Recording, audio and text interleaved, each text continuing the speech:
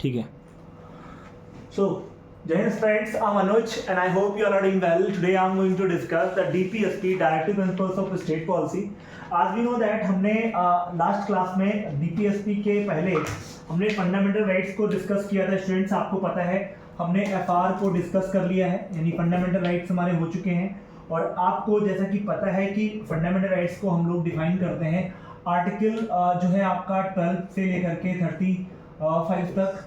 तो 12 से 35 तक हम लोग देखते हैं 12 to 35 आर्टिकल्स जो कि आपके फंडामेंटल राइट्स से रिलेटेड है. आज हम DPSP देखेंगे. फंडामेंटल राइट्स जो होते हैं वो एक मनुष्य के अपने मूलभूत अधिकार होते हैं, आपने देखा था. और जो DPSP है, directive principles of state policy, राज्य के नीति निर्देशक सिद्धांत है. ये राज्य के नीति निर्देशक सिद्धांत है, यानी कि स्टेट की ये ड्यूटी होगी कि वो इन जो है आपके चीजों को परफॉर्म करे या फुलफिल करे. तो अगर हम DPSP की बात करें तो आर्टिकल 36 से लेकर के, नोट कर लीजिएगा, आर्टिकल कहां से बेटा लिख लो, आर्टिकल 36 से लेकर के स्टूडेंट्स कहां तक रहेगा, आर्टिकल 36 से लेकर के आर्टिकल 51 तक आपका ये जो है आपका रहेगा, दैट इज DPSP. यानी संविधान में आर्टिकल 36 से 51 तक 36 to 51 डिफाइन किए गए हैं आपके DPSPs, ये directive principles of state policy, राज्य के नीति निर्देशक सिद्धांत. यानी अगर हम बात करें पार्ट की तो आप जानते हो पार्ट 4 में इनको रखा गया है. स्टूडेंट याद रखिएगा, भाग 4 में इनको रखा गया है कॉन्स्टिट्यूशन के. और इसके पहले भाग 3 में आपने देखा था हमने फंडामेंटल राइट्स यानी मौलिक अधिकारों को रखा था.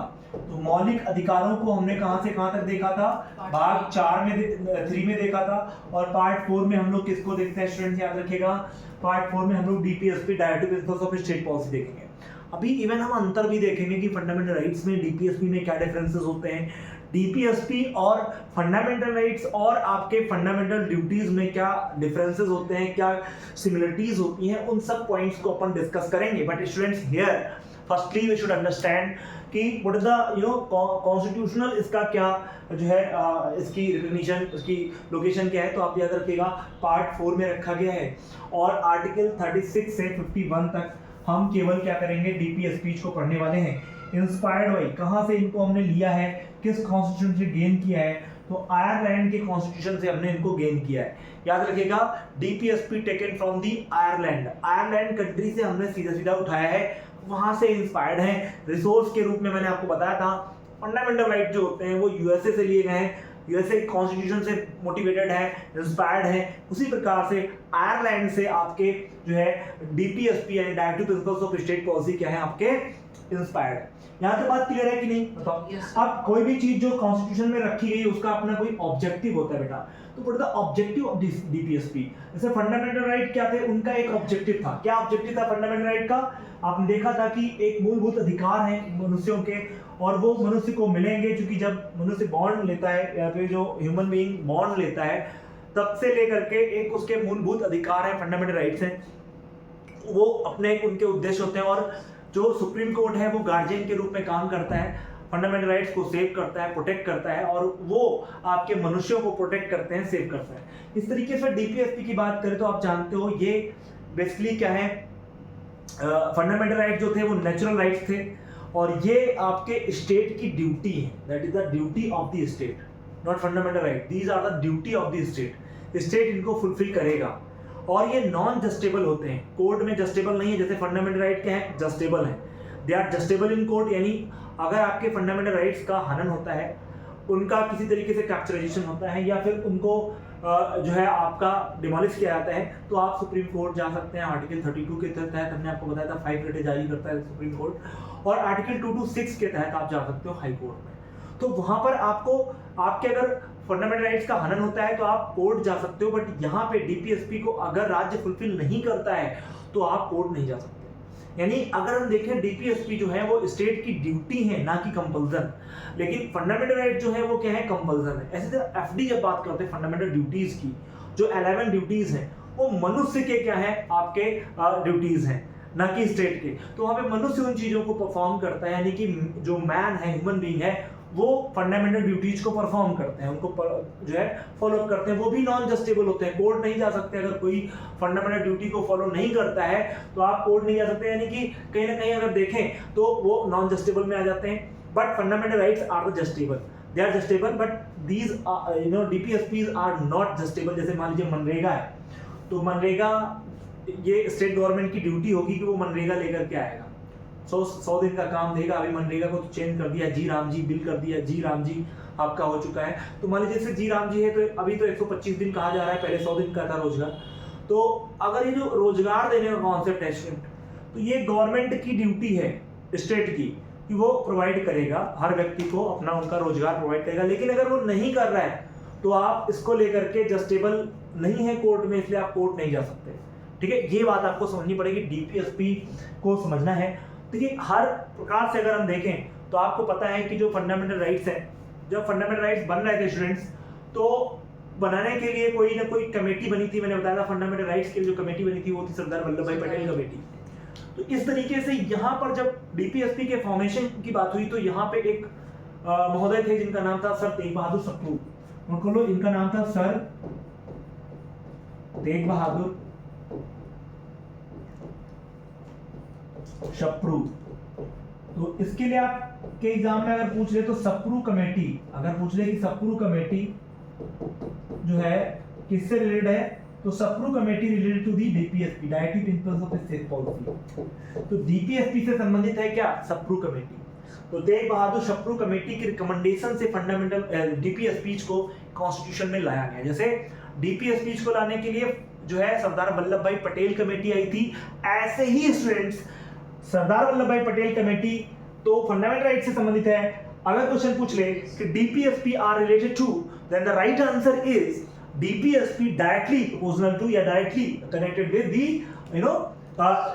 DPSP directive principles of state policy, राज्य के नीति निर्देशक सिद्धांत। नाम में ही आप देख पा रहे हैं, याद रखना वो फंडामेंटल राइट जो थे वो मनुष्य के अधिकार थे। फंडामेंटल राइट्स मनुष्य के नेचुरल राइट्स थे, है ना, मनुष्य के लीगल राइट्स थे आप कह सकते हो। बट अगर डीपीएसपी की बात करें स्टूडेंट तो यहां पर क्या लिखा है, establishment of welfare of state. भाई ऑब्जेक्टिव की जब बात मैं करता हूं, उद्देश्य की बात करता हूं, तो मैं कहता हूं भाई establishment of the welfare of the state, यानी ये एस्टैब्लिश इस बात के लिए किए गए हैं कि हम स्टेट का वेलफेयर करेंगे, स्टेट को वेलफेयर करेंगे। That's why we will establish the DPSP, directive principles of state policy, and every state have the duty to welfare the state, and various types of you can say that the programs initiated by the government that came into the directive principles of state policy, because आप देखते हैं मनरेगा है, pulse polio अभियान है ना, सबको रोजगार की बात करते हैं, तो ये सब डीपीएसपी के पार्ट हुआ करते हैं, directive principles of state policy के पार्ट हुआ करते हैं। तो अब आप यहाँ पर आप देखें कुछ फैक्ट्स एंड फिगर्स जो हम यहाँ पे डिस्कस कर रहे हैं, स्टूडेंट देखना जरा, लिखा है सोशल इकोनॉमिक जस्टिस। ये बात करते हैं सोशल डेवलपमेंट की, economic welfare of the state की बात करते हैं। तो याद रखना है इकोनॉमिक डेवलपमेंट की बात करता है डीपीएसपी, सोशल वेलफेयर की बात करता है डीपीएसपी, स्टेट के वेलफेयर की बात, कल्याण की बात करता है डीपीएसपी। लेकिन जो मनुष्य के राइट्स की बात करता है वो आपका करता है फंडामेंटल राइट्स। मनुष्य के जो नेचुरल राइट्स हैं उनकी कवायद कौन करता है, फंडामेंटल राइट्स। तो DPSP is totally different from the fundamental rights. Fundamental rights are the natural rights of a person, but the DPSP, whereas DPSP you can say that the duty of the states. States will perform. If state perform, then the welfare of states are done. तो welfare of state होगा। अब देखिए यहाँ पे कह रहा है कि the DPSP should be kept in mind while enacting the law. जब स्टेट कोई लॉ बनाता है तो उसको क्या करना पड़ता है, अपने माइंड में डीपीएसपी को रखना पड़ता है कि हम कोई भी योजना बनाएंगे, any government schemes which are formed ठीक बाय द पार्लियामेंट, तो आपने माइंड में रखना है कि हमें स्टेट का वेलफेयर करना है। ऐसी कोई हमें नियम या कोई कानून नहीं बनाना है जो कि हमारे स्टेट के वेलफेयर के लिए ना हो, वेलफेयर के लिए ही होना चाहिए। तो all initiatives are taken by the government of the state, these are the upliftment of the you can say that welfare of the states। तो लोक कल्याणकारी राज्य की स्थापना करना, तो क्या कहेंगे बेटा, लिखो लोक कल्याणकारी राज्य, हिंदी में क्या कहेंगे, लोक कल्याणकारी राज्य। तो लोक क्या हो गया, इसका मतलब लोक कल्याणकारी, लोग माने लोगों का कल्याण हो, वेलफेयर हो, ऐसा स्टेट हम बनाएंगे, ऐसे दिमाग में रख करके हम लॉज को मेंटेन करेंगे। तो स्टेट क्या करेगा, सबके अपलिफ्टमेंट की बात करेगा। तो DPSP classified into 3 categories, 3 parts में हमने क्या किया है, जो कि आपकी जो बेसिकली लक्ष्मीकांत सर है लक्ष्मीकांत ने भी क्या किया है, डीपीएसपी को 3 पार्ट्स में बांटा है। On the base of nature we can categorise the 3 parts of the DPSP that is principles of state policy. So the point is students की भाई 3 प्रकार के जो डीपीएसपीज होते हैं वो क्या हैं, उनको हम लोग विजुलाइज करेंगे। Okay, so now we are going to discuss the point which is first point, economic social principles की बात करेंगे हम लोग। इकोनॉमिकली सोशल प्रिंसिपल्स की बात करेंगे, ऐसे सिद्धांत जिनमें इकोनॉमिक डेवलपमेंट हो और सोशल वेलफेयर हो, इसकी बात करेंगे। और ये आर्टिकल कहां से कहां तक आएगा, कौन कौन से आर्टिकल्स आएंगे सोशली एंड इकोनॉमिकली प्रिंसिपल्स में, article 38, article 39, article 41, article 42, article 43, article 43A. So these are the articles which totally are directly related to the economic and social principles. Got it? And after that we can see that Gandhian principles, यानी वे आपके article जो Gandhian विचारधारा को follow करते हैं, गांधी के thoughts को follow करते हैं। बिकॉज आपको पता है गांधी चाहते थे कि गांव का डेवलपमेंट हो, वो बॉटम टू टॉप डेवलपमेंट की बात करते हैं। वो कहते हैं पहले आप क्या करो, गांव को डेवलप करो तो स्टेट का डेवलपमेंट होगा। कैसे, जैसे कि गांधी का कहना था कि जो आपका लोकल सेल्फ गवर्नमेंट है, जैसे हम आप जानते हैं कि भारत में इस तरीके से कहीं ना कहीं लोकलाइजेशन है, और इसमें सबसे पहले नीचे आता है ग्राम के ऊपर ब्लॉक के ऊपर आता है आपका डिस्ट्रिक्ट यानी जिला। तो गांधी कहते थे कि भाई हम, क्योंकि गाँव में भारत बसता है, India lived in villages, you can see that, Bharat गांव में बसता है, ये गांधी की परिकल्पना है। गांधी कहते थे कि भाई 70% peoples are lived in villages in India and they are involve in the agricultural field because India is a agriculture country. So that's why हम सबसे पहले डेवलपमेंट करें गांव का, और गांव जब डेवलप करेंगे तो आपका क्या करेगा, ब्लॉक डेवलप करेगा, और जब ब्लॉक डेवलप करेगा तो क्या करेगा, स्टेट डेवलप करेगा, यानी डिस्ट्रिक्ट डेवलप करेगा, और डिस्ट्रिक्ट डेवलप करेगा तो स्टेट डेवलपमेंट होगा ही होगा। तो हम बॉटम टू टॉप चलते हैं भाई। तो बॉटम की बात जब करते हैं तो गांधीयन जो थॉट से आपके आर्टिकल, और आपको पता है गांधी जी कुटीर उद्योग के बहुत ज्यादा कहते हैं, हैंडलूम इंडस्ट्री को डेवलप करना चाहते थे। गांधी कहते थे कि हमें जो ब्रिटिश कंपनियां हैं, ब्रिटिश जो आपके इंडस्ट्रीज हैं, उनको फॉलो नहीं करना है, हमें खुद से चीजों को प्रोड्यूस करना है, हमें चरखा चलाना है, कपड़े बनाने हैं, हैंडलूम इंडस्ट्री डेवलप करनी है, खुद से चीजों को परफॉर्म करना है। हैंडलूम में पापड़ उद्योग हो गया, या आपके हैंडलूम उद्योगों में देख रहे छोटे छोटे पालन, मछली पालन, कुक्कुट पालन, या आपके बकरी पालन, ये सब क्या है, ये सब आपके हैंडलूम इंडस्ट्री में आते हैं। तो हैंडलूम इंडस्ट्री को डेवलप करने की बात करी थी गांधी ने। इसलिए देखें ढेर सारे जो रचनात्मकता वाले इनके मूवमेंट देखने को मिलेंगे। जब गांधीयन थॉट्स या गांधीयन विचारधारा चल रही थी, गांधी ने जब असहयोग आंदोलन चलाया, तो उसमें आपने देखा कि किस तरीके से गांधी ने जो लोकल लोगों को क्या किए, चरखे बंटवाए। 1 लाख से ज्यादा चरखे बंटवाए गए। जो आपका फंड आया था तिलक फंड में, जो है करोड़ों रुपए आया, उससे 6 लाख लगभग आपके गांधी ने गांव-गांव चरखे बंटवाए। दैट्स वाई कॉटन से चीजें प्रोड्यूस करके लोग क्या करें, आपका जो है आपका जो कुटीर उद्योग है उसमें इन्वॉल्व हो। तो ये गांव क्षेत्र में हम वही उद्योगों से डेवलपमेंट कर सकते हैं। जैसे हो सकता है कि आप कोई कुक्कुट पालन है, या भैंस पालन है, या बकरी पालन है, गाय पालन है, इस तरीके के काम जो होते हैं छोटे मोटे काम, उनको अपन कुटीर उद्योग के अंतर्गत रखते हैं। तो आप ये बात याद रखिएगा, हथकरघा उद्योग, हैंडलूम इंडस्ट्री को डेवलप करने की बात गांधी करते हैं। और आर्टिकल 40 में क्या है, आर्टिकल 40 में organisation of states, organisation of village panchayat, तो विलेज पंचायत के फॉर्मेशन की बात की गई है। तो गांधी आर्टिकल 40 की बात करते हैं। गांधी, अच्छा एक क्वेश्चन आया यूपीएससी में एक बार कि गांधी ना होते तो आजादी कैसी होती।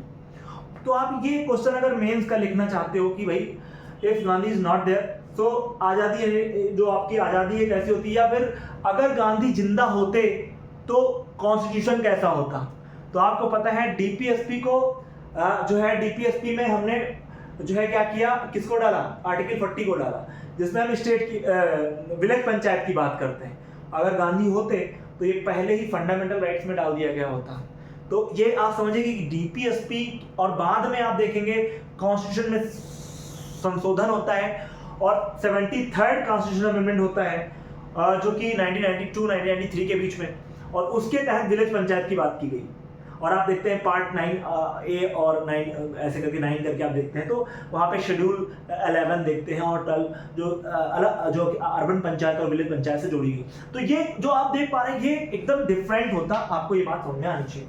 तो गांधी कहते हैं स्टेट का डेवलप, तो आर्टिकल 43B जो कि आपकी सहकारिता की बात करता है, आर्टिकल 43B, तो आप देखिए सहकारिता यानी जो कोऑपरेटिव सोसाइटीज हैं उनके डेवलपमेंट की बात करेगा।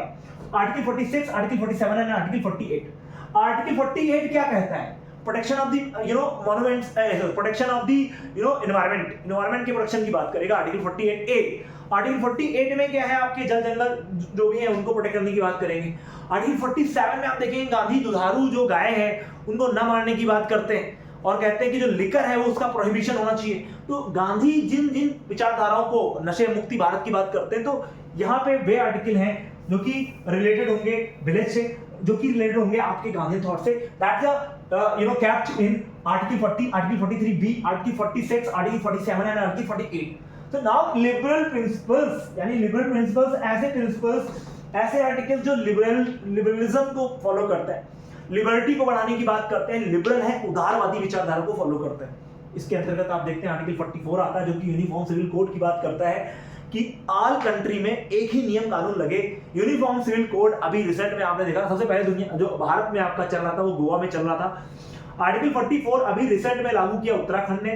फिर उसके बाद आप देखेंगे कि आपका ये बिल असम भी लेकर के आया है, कोड बिल, जो कि आपका यूनिफॉर्म सिविल कोड लाने की बात कर रहा है कि एक देश एक कानून वाला कॉन्सेप्ट यहाँ पर ये लोग ला रहे हैं। तो ये जो यूनिफॉर्मिटी की बात होती है आर्टिकल 44 में होती है। आर्टिकल 45 देखेंगे, आर्टिकल 48A जो कि इंक्लूड किया गया। आर्टिकल 48 में हमने संशोधन किया और हमने एनवायरमेंट प्रोटेक्शन की बात करी, है ना, वाइल्ड लाइफ प्रोटेक्शन की बात करी हमने। Article 49 protection of the monuments की बात करेंगे। आर्टिकल 50 एंड आर्टिकल 51 बहुत इंपॉर्टेंट आर्टिकल्स हैं, क्रूशियल आर्टिकल्स हैं। एक एक आर्टिकल को हम लोग डिबेट करेंगे, एक एक आर्टिकल को हम लोग समझने वाले हैं, क्या किस आर्टिकल में रखा गया है। इन सब थॉट्स एंड विचारधाराओं को आपको मेंटेन करना है। So be prepare and note down the articles because these are the most important articles and they ask you in exam again and again, so you should memorize, you should collect the notes and maintain again and again। आपको read करनी, अगर आपने reading करी you can gain the marks in your examination। so now we are going to discuss one by one articles को अपन यहाँ पे discuss करने वाले हैं। so now article 36। तो first article 36 definition of the state. जैसे आपने देखा था article 12 definition of the states, that's why यहाँ पे भी डेफिनेशन ऑफ द स्टेट की बात करी गई। तो article 36 only define the state. यहाँ पे क्या लिखा? आइडेंटिफाई या identification of the state is not same that article 12 and article, और ये स्टेट वो कतई नहीं होगा जो कि आर्टिकल 12 में था। वो स्टेट क्या था बताओ? आर्टिकल 12 जो मैंने बताया था वहां पे किन किन इंस्टीट्यूशंस की बात की गई थी, और जितने भी आपके जैसे पार्लियामेंट है, जितने इंस्टीट्यूशंस हैं, है ना, उनकी बात हुई थी कि नहीं? यहाँ पर वो स्टेट है आपका जो इंडिया में 28 स्टेट एंड 8 यूनियन टेरिटरीज हैं, उन स्टेट की बात कर रहा है। योगी जी का यूपी और उधर आपका बेसिकली जो है ना, इस तरीके से तो समझ रहे ना, असम, हेमंत विश्व शर्मा, तो ये जो स्टेट है इन्हीं स्टेट की बात हो रही है। वहां पर स्टेट क्या था? वो एक प्रकार के इंस्टीट्यूशन थे, वो अलग था और ये अलग। तो ये बात याद रखना है, identification of the states the same is not article 12 and part 3, that's point. So that ये आपका क्लियर हो गया। अब आते हैं यहाँ पर नेक्स्ट आर्टिकल 37। कह रहे हैं कि article 37 of the Indian constitution outline the functions of the direct principles of the state policy. कह रहा है कि आर्टिकल 37 ये कहता है कॉन्स्टिट्यूशन का कि कौन से ऐसे फंक्शन है जो directive principles of state policy के अंतर्गत आएंगे। इसमें क्या कह रहा है? It is not justiciable. ये कोर्ट में जस्टिसेबल नहीं है। अगर स्टेट आपको प्रोवाइड नहीं करता है 125 दिन का काम, तो आप कोर्ट नहीं जा सकते हो। You can't go there because they are not justiciable in court, they are non justiciable in court, you can say that. Now one cannot approach the Supreme Court event of the violation। अगर आपके कोई DPSP का violation होता है, you can't go to the Supreme Court or court, you can say that। तो point are clear और ना? बताओ पॉइंट्स आर क्लियर और ना? ठीक। तो आपके क्वेश्चन सीधे सीधे एग्जाम में आने वाले हैं। आर्टिकल 37 क्या कहता है, ये बात आपको समझ में आ गई। अब आते हैं आर्टिकल 38 जो कि मोस्ट इंपॉर्टेंट है स्टूडेंट्स, इसको अच्छे से मेमोराइज कर लीजिएगा। कह रहा है आर्टिकल 38 क्या कह रहा है? देखो यहाँ पे, the state shall strive to promote the welfare of the people and secure क्या protecting the social order in which social economic and political justice is ensured by the minimizing inequalities in the income status or facilities of the opportunities. इसका मतलब क्या हुआ कि states shall strive to promote, state क्या करेगा, promote करेगा किसको, welfare को, पीपल के, लोगों के कल्याण की बात करेगा, और सिक्योर करेगा किसको, प्रोटेक्ट करेगा सोशल ऑर्डर को, जो सामाजिक ताना बाना है उसको प्रोटेक्ट करने की बात कौन करेगा, आर्टिकल 38 करेगा। फिर क्या करेगा, in order in which economic and political justice insured. आपको अभी मैंने बताया सोशल जस्टिस की बात करेगा, इकोनॉमिक डेवलपमेंट की बात करेगा, पॉलिटिकल डेवलपमेंट की बात करेगा। ये तीन वर्ड पकड़ लेना, ये तीन वर्ड पकड़ लेना, क्या, सोशल, इकोनॉमिक एंड पॉलिटिकल। और इसी के बिहाफ पर बात करी गई है ईडब्ल्यूएस की। जो आप ईडब्ल्यूएस का उठाते हो मजा, ये क्या है, स्टेट सोशल, इकोनॉमिक और पॉलिटिकल डेवलपमेंट में कुछ भी ला सकता है, कोई भी आरक्षण दिया तो उसने दिया। तो ये बात आपको समझ आएगी भाई, सोशली अगर कोई बैकवर्ड है, कोई पॉलिटिकली बैकवर्ड है, ऐसा काम नहीं, सबको जस्टिस मिले, सबको प्रोटेक्ट करे गवर्नमेंट, ये इसका काम होगा। फिर insured and the minimising inequalities. और अगर समाज में कहीं पर इनइक्वालिटी है, दैट मीन अगर सोसाइटी में कहीं पर क्या है, इनइक्वालिटी है, मतलब असमानता है, उसको कम करने का काम, मिटिगेट करने का काम करेगा। क्या कह रहा है, इनइक्वालिटीज, इनकम में, स्टेटस में, फैसिलिटीज में, प्रॉपर्टीज में, अपॉर्चुनिटीज में, उनको खत्म करने का काम करेगा। यानी अगर असंगति है किसमें, इनकम में, एक व्यक्ति कमा रहा है 500 रुपए पर डे का, एक व्यक्ति 1 रुपए कमा रहा है या 100 रुपए कमा रहा है, तो ये जो इनइक्वालिटी है ना, इसको भरेगा, सबको इक्वल वेजेस मिले इसकी बात करेगा, equal work for equal wages. Okay, तो ये बात करेगा स्टेटस की, स्टेटस में फैसिलिटीज वगैरह है वो सबको प्रोवाइड करने की बात, अपॉर्चुनिटीज के अवसर सबको हो, कोई फॉर्म निकले तो सभी लोग उसको भरें और सभी लोगों को प्रॉपर रूप से उसे फॉर्म भरने के लिए मिले और उन्हें, तो इस तरीके से हम देखते हैं आर्टिकल 38। अपन आगे बढ़ते हैं। आर्टिकल 38 में देखो संशोधन किया गया। आर्टिकल 38 में एक कॉन्स्टिट्यूशन में हमेशा संशोधन होते रहते हैं, इसीलिए जो हमारा कॉन्स्टिट्यूशन है दुनिया का सबसे flexible constitution, one of the flexible constitution है। चीज़ों को हमने टाइम टू टाइम चेंज किया, because time is the change of, देखिए आप जानते हो कि change is the law of nature, तो चेंज होते रहते हैं। तो कॉन्स्टिट्यूशन में भी चेंज के दौरान हम क्या करेंगे, फ्लेक्सिबल कॉन्स्टिट्यूशन होने के कारण हम अपने कॉन्स्टिट्यूशन में भी चेंज कर लेते हैं। तो क्या क्या चेंजेस हुए हैं, देखो यहाँ पे आर्टिकल 38 का सब क्लॉज 2 जोड़ा गया, तो और आर्टिकल 38 का सब क्लॉज 2 में बेटा क्या कहा गया देख लो। आर्टिकल 44 कॉन्स्टिट्यूशन अमेंडमेंट 1978 कहता है कि इनकम इनइक्वालिटी को क्या करना है, टू बी रिड्यूस्ड, हम खत्म करेंगे। तो कॉन्स्टिट्यूशन में जो 38 जोड़ा गया वो इनकम इनइक्वालिटी को खत्म करने की बात करता है, ठीक, इक्वल वेजेस होंगे। तो देखिए अब आते हैं आर्टिकल 39 में, काफी important article, the state shall not work towards securing in particular and the following policies. मतलब स्टेट जो है वो वर्क नहीं करेगा पर्टिकुलरली द फॉलोइंग पॉलिसीज। क्या है जरा देखो यहाँ पे, the right of all citizens to adequate means of livelihood. मतलब स्टेट चाहिए, इसका मतलब ये है कि स्टेट कह रहा है कि एवरी सिटीजन को एडिक्वेट मतलब पर्याप्त मात्रा में लाइवलीहुड, जीवन जीने के लिए चीजें होनी चाहिए, तो स्टेट इसको प्रोवाइड करेगा, ठीक। क्या, organising the ownership, control the क्या, material resources and the common good. जो कॉमन गुड है, ठीक है, या जो मटेरियल क्या है, मटेरियल्स हैं, रिसोर्सेस हैं, तो जो इक्वल जो आपका इक्वल आप कह सकते हो equal allocation of the resources. तो स्टेट क्या करेगा, इक्वली सबको रिसोर्सेस देगा, जो सोशली वेलफेयर करे स्टेट को, और उनको प्रोवाइड करने का काम स्टेट करेगा, ये बात याद रखना। फिर कह रहा है प्रिवेंटिंग, क्या प्रिवेंट करेगा स्टेट, क्या बैन करेगा, क्या प्रिवेंट करेगा, concentration of the wealth in the hand of few individuals. कि ये नहीं कि बस अडानी के पास पैसा जा रहा है, अंबानी के पास पैसा जा रहा है, उन्हीं के पास जा रहा है, बाकी बेचारा गरीब हो जा रहा है। तो स्टेट की ये ड्यूटी होगी, प्रिवेंट करेगा ऐसी एक्टिविटीज की कि किसी एक ही के पास तो धन का संग्रहण नहीं हो रहा है, एक ही बंदे के पास सारी वेल्थ तो नहीं आ जा रही है। तो आपको क्या करना पड़ेगा, इंडिविजुअल मतलब सबको वेल्थ मिले, तो इसलिए हम ऐसा कुछ करेंगे कि सबकी वेल्थ में बढ़ोतरी हो, ना कि केवल एक ही दो लोगों को वेल्थ मिलती रहे। तो वेल्थ पर सबका अपना अधिकार होगा और ऐसी एक्टिविटीज गवर्नमेंट करेगी जिससे इक्वलिटी आए, ना कि इनइक्वलिटी। हालांकि देखा गया है 2014 के बाद से काफी इनइक्वलिटी समाज में बढ़ी है। जो अमीर है वो अमीर होता जा रहा है, जो गरीब है वो और गरीब होता जा रहा है।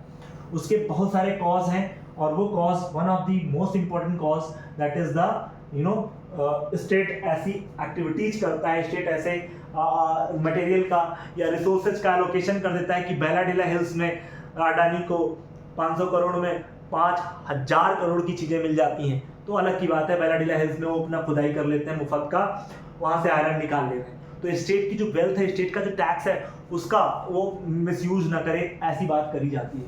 तो preventing the concentration of the wealth, है ना। आगे को लिखा है equal pay to equal work, बहुत इंपॉर्टेंट है। अगर कोई महिला है, मान लो एक वो एक्स काम करती है और एक कोई यहाँ पे मेल है, ये फीमेल है मान लो, और ये मेल है, ये कोई काम करता है वाई, दोनों काम कर रहे हैं बराबर, लेकिन वेजेस इसको मिल रहा है 500 रुपए क्योंकि ये मेल है, इसको मिल रहा है 400 रुपए क्योंकि ये फीमेल है। तो ये नहीं होना चाहिए। तो ये कहता है कि equal payment for equal work both men and women, यानी दोनों को इक्वल काम के लिए इक्वल वेजेस मिलने चाहिए। कम ज्यादा वाला कोई काम नहीं है, ये दिमाग से निकाल दो कि हाँ वुमेन है तो उसको कम देंगे, मेल को ज्यादा देंगे, ऐसा नहीं होना चाहिए। फिर कह रहा है कि protection of the strength of the health of the workers, जो हेल्थ है वर्कर की उनको प्रोटेक्ट करने की बात कर रहा है ना। तो लोग जो बेचारे काम करते हैं, मजदूर होते हैं, तो स्टेट क्या करेगा, उनकी हेल्थ पर ध्यान देगा, वेरियस टाइप्स ऑफ चीजें आपके चलाएगा। यहाँ पे देखो लिखा है preventing the exploitation of the children, है ना, एंड ऑफ द यूथ। तो जो चिल्ड्रन है, जो चाइल्डहुड है, बच्चे हैं, उनका एक्सप्लॉयटेशन ना हो और यूथ का डेवलपमेंट हो, इसके लिए योजनाएं चलाएगा कौन, स्टेट्स।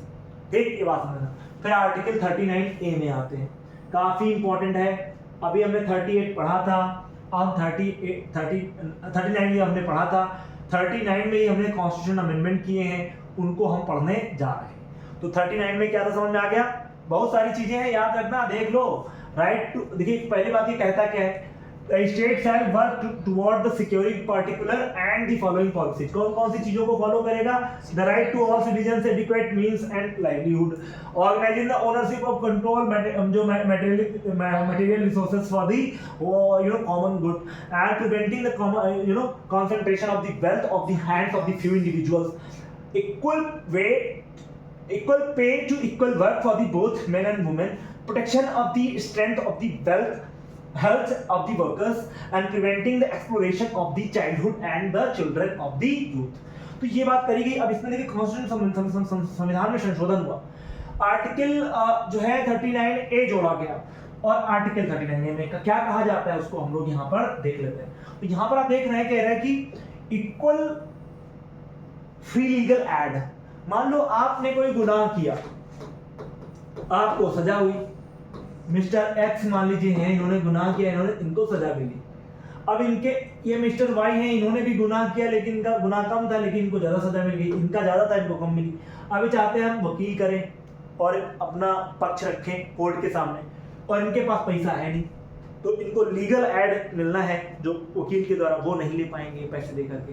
तो गवर्नमेंट इनको क्या करेगी, फ्री लीगल एड प्रोवाइड करेगी। फ्री लीगल एक इनको वकील प्रोवाइड करेगी, जो गवर्नमेंट खुद देगी कि अगर आपके पास पैसे नहीं है तो गवर्नमेंट क्या करेगी, फ्री लीगल एड देगी। उसी को कहा गया है equal and free legal aid. Legal मतलब कानूनी, आपको एड मतलब जो आपके वकील वगैरह हैं वो दिए जाएंगे। तो 42th कॉन्स्टिट्यूशन अमेंडमेंट 1976 के तहत को जोड़ा गया है आर्टिकल 39A को। ये अंडरस्टैंड कर लो, ये याद कर लो कि आर्टिकल 39A में क्या है। पहली बात, आर्टिकल 39 में equal and free legal aid की बात करी गई है। आर्टिकल 39A इसको जोड़ा गया है। ये 42th कॉन्स्टिट्यूशन अमेंडमेंट 1976 है, जिसको meaning constitution of the India कहते हैं। अब आते हैं आर्टिकल 40 में। आप जानते हो आर्टिकल 40 में जो है the state shall take steps organisation of the states are you कैसे पंचायत है ना एंड लोकल सेल्फ गवर्नमेंट। तो अब अगला जो आर्टिकल है वो कह रहा है कि the state shall take steps to organise the India's village panchayat as the unit of the self government. तो गांधी कहते थे, उनके प्रिंसिपल थे, तो formation of gram panchayat article 40 में है there are no gram panchayat Nagaland, Meghalaya, Mizoram and Delhi. यानी कितने आपके हो गए, 2-3 स्टेट हो गए, एक यूनियन टेरिटरी होगी जहां पर कोई भी ग्राम पंचायत नहीं है। नागालैंड में कोई ग्राम पंचायत नहीं है, क्या वहां पे विलेज नहीं है, लेकिन वहां पे जनजातियां हैं, वो कम्युनिटी डेवलपमेंट यानी वो कम्युनिटी में रहते हैं, उनका अपना अलग सिस्टम चलता है। ऐसे ही मेघालय में भी ट्राइबल ग्रुप्स हैं, उनके अपने अलग चीजें चलती हैं, उनका अपना खुद ग्राम होता है। और मिजोरम, बाकी दिल्ली में भी नहीं है, क्योंकि दिल्ली आप जानते हो पूरा एनसीआर रीजन और दिल्ली रीजन जो है आपका सिटीज है वहां पे। तो इस तरीके से आपने पॉइंट्स एंड फिगर्स को समझा। अब आर्टिकल 41 को हम लोग लेते हैं। यहां तक बात समझ में आ गई कि नहीं बताओ? yes. आज ही खत्म करेंगे पूरे सारे आर्टिकल, आज ही खत्म करेंगे सर, पूरा एकदम फिनिश। तो जल्दी से आगे बढ़ते हैं हम लोग और चीजों को यहाँ पर करते हैं, और कोई दिक्कत वाली बात नहीं है, ठीक है, चीजें यहाँ पर करते हैं। दूर ले रहे हैं जल्दी आओ। तो अब हम आते हैं आर्टिकल 41, बहुत ही इंपॉर्टेंट आर्टिकल है सर। आर्टिकल 41 काफी इंपॉर्टेंट है, और आर्टिकल 40 जो कि organisation of the village panchayat की बात करता है। और इसी तरीके से जब हम आते हैं आर्टिकल 41 में, and that is the most important article. ये लो, खत्म, कहानी ही खत्म हो गई, राजा बदल गया, कहानी बदल गई, कहानी खत्म हो गई, कहानी खत्म हो गई।